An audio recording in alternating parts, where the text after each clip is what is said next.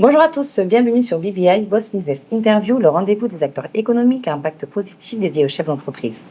Aujourd'hui, j'ai le plaisir de recevoir Julie Dénès, qui est la fondatrice de Mindset Édition, une maison d'édition de révélation personnelle. Bonjour Julie. Bonjour Emma. Alors, merci beaucoup d'avoir accepté notre invitation. Merci à vous. Avec grand plaisir. Donc, vous dites que Mindset Édition, c'est bien plus que du développement personnel. Qu'est-ce que ça représente pour vous ? Je partais du principe que le développement personnel, déjà, c'est un peu galvaudé, comme on dit, quand on utilise trop une notion. Et avant de vouloir développer quelque chose, il faut déjà se rendre compte qu'il y a quelque chose dans sa vie qui peut empêcher de réaliser ses rêves ou des limites ou des croyances qui font qu'on est un peu bloqué. Et moi, ce que j'ai choisi, c'est la révélation personnelle et donc le livre, par le biais du livre, en se disant, voilà, la lecture a vraiment ce pouvoir magique d'aller ouvrir des portes et se rendre compte, à travers les personnages et les histoires, en fait, il y a une identification qui se fait et peut-être qu'on se ressemble un peu. Et là, voilà, c'est une révélation qui fait qu'on va se diriger vers autre chose et on ouvre complètement ces espaces. Une très belle philosophie aujourd'hui au travers de Mindset Édition. Quelles sont les offres de services que vous proposez ? Alors, ce qu'on propose, nous, au niveau de Mindset Édition, c'est évidemment l'édition de livres qui soit numérique. On en a très peu pour le moment encore en version audio, donc c'est principalement du papier. Mais ce qu'on propose et qui est vraiment l'aboutissement de quelque chose, d'une vraie rencontre entre le livre, les auteurs et le lectorat, ce sont les Mindset Book Club. On en a un par mois où là, il y a vraiment une rencontre. Et là, on voit, on ressent, on est bouleversé et on comprend le pouvoir du livre et des récits. Une manière de partager aussi et de se confronter à d'autres auteurs qui sont dans la même thématique que nous. Exactement, puisque généralement, on a un panel, un plateau de 3 à 5 auteurs. Je choisis en fonction d'une thématique et ça résonne forcément, sachant qu'il n'y a pas de téléphone, pas de live, pas de vidéo. Donc, on est vraiment dans un espace d'immersion totale, en lien avec et les récits, le livre et les auteurs qui sont là et les autrices qui sont là. Vous consacrez à chacun des auteurs aujourd'hui qui rejoignent Mindset Édition. Comment décririez-vous la ligne éditoriale et la mission de votre maison d'édition, Julie ? Alors, la ligne éditoriale, ça c'est vraiment quelque chose de très spécifique et qu'il faut toujours regarder si on veut publier. On est sur, évidemment, le mindset. Tout est dans le titre, en fait. Tout est dans le nom de cette maison d'édition. Mindset, c'est un état d'esprit particulier. Ça veut dire vivre des choses, les transformer et voir comment elles nous transforment, nous. Donc, ça veut dire beaucoup de résilience, ça veut dire aussi beaucoup d'amour, de spiritualité, ça veut dire des mantras pour aider aussi des mantras, de la poésie, des choses qui, par un autre biais, peuvent nous bouleverser.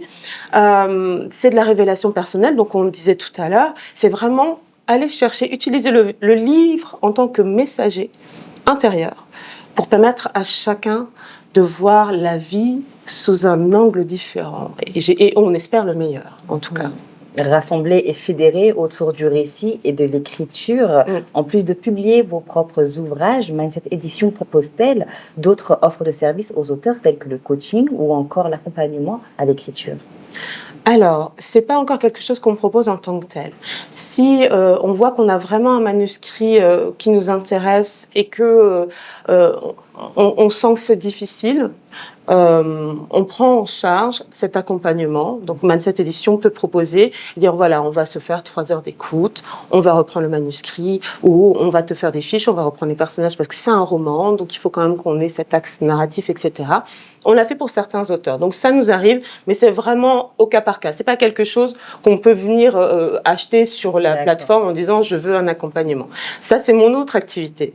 Donc, si vous voulez un accompagnement, c'est une autre activité, c'est celle de Julie Dénès, c'est pas celle de Mindset Édition, même si les deux s'imbriquent. C'est lié un petit peu. Exactement. Vous proposez.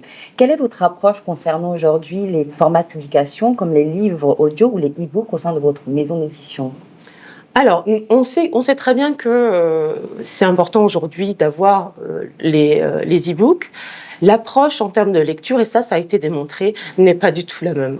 Votre cerveau, il fonctionne pas du tout pareil quand vous êtes devant un écran ou quand vous touchez et vous passez les chapitres et vous tenez l'objet en main. Mais les choses dans ce qu'elles sont, évidemment, on va proposer de l'e-book pour des raisons X ou Y, et ça permet à tout à chacun, justement, puisqu'on est dans cet accès, d'avoir accès au livre suivant le format qu'il souhaite. Voilà, il reste le format audio, on travaille dessus, c'est un peu plus complexe au niveau fabrication que les deux autres, qui sont un peu plus faciles. Donc je crois qu'on en a sorti 1 ou 2 pour le moment. Donc on voit petit à petit ce qu'on ouvre, comment on ouvre, mais pas faire les choses parce qu'il faut les faire. Faire les choses, mais bien les faire, c'est mieux. Une très belle initiative aujourd'hui. Comment percevez-vous l'évolution du marché de l'édition et quelle stratégie adoptez-vous pour pallier à ces changements? Aujourd'hui, on a l'impression que les gens lisent moins, mais en fait, les gens lisent toujours, énormément. Beaucoup, sur tous les supports. Il s'est passé quelque chose après, notamment le Covid, où on a vu les difficultés financières des uns et des autres, ce qui est tout à fait compréhensible.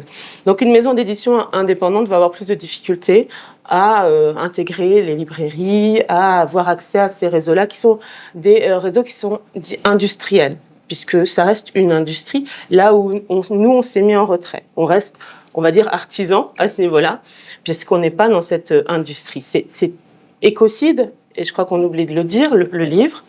Voilà, on est à 50 000 titres qui sortent par an. Donc, juste, il faut réfléchir à combien de livres j'ai vu passer cette année, 2, 3, dans les médias, etc. Donc, c'est aller trouver, nous, plutôt d'autres canaux, organiser d'autres rencontres et être vraiment dans ce côté humain, mais à tous les niveaux. On n'est pas là pour disséminer, pour aller pilonner nos livres, c'est vraiment pas l'objectif. On est à 26 000 tonnes par an de livres pilonnés. Bon, même s'il y a du recyclage, ça reste de la pollution. Donc on essaye de travailler avec notre intelligence, ça veut pas dire intelligemment comparé aux autres, mais avec notre propre manière de penser, ça reste du mindset. Une dernière question, Julie. Aujourd'hui, quels conseils donneriez-vous aux auteurs souhaitant partager des récits personnels, sensibles, tant sur le plan de l'écriture que de la publication? Les conseils, c'est... Alors, je vais être souvent un peu en contradiction avec ce qui peut être dit, parce que quand j'accompagne, moi, j'aime à dire que il faut laisser la plume libre. Il faut... si on sent de faire des chapitres, etc., c'est OK. Mais à l'intérieur, laissez votre plume, surtout si c'est douloureux, laissez-la aller. Il y a toujours une espèce de premier noyau dur qu'on arrive à sortir, peu importe l'histoire, hein, plus ou moins difficile. Et ensuite, c'est aller chercher ce que je disais tout à l'heure, et ce qui est l'essence même du témoignage, c'est l'incarnation. Et l'incarnation, qu'est-ce que c'est? Tout bêtement, ce sont les émotions qu'il y a derrière. Et le lectorat va avoir besoin de se mettre à côté de vous ou à votre place et de comprendre ce qui se passe en vous pour être ému. Et l'émotion va ancrer un message. Et c'est là où il va falloir, effectivement, sur ce point-là qu'il faut travailler. Ensuite, avoir une bonne correction orthographique, travailler sa syntaxe, élever son vocabulaire si on sent qu'on a besoin de l'élever, qu'il y ait des chapitres ou pas, encore une fois, c'est pas grave si c'est fluide. Mais je vous donne 3 questions à vous poser avant de commencer. Ça, ce sont des questions essentielles. C'est pourquoi j'écris, à qui j'écris et quel est mon message principal. Et déjà, si vous répondez à ces 3 questions-là, vous savez à peu près où vous allez. Et pour la publication, c'est pareil, vous regardez finalement quel est mon sujet. Donc ça élimine énormément de maisons d'édition. Si vous voulez passer par l'édition, il y a l'auto-édition aujourd'hui, c'est 15 000 livres à peu près. Hein. Si vous voulez passer par une maison d'édition, ça va être, voilà, regardez quel est mon sujet, quelle est la ligne éditoriale de la maison d'édition. Donc déjà, vous en barrez plein.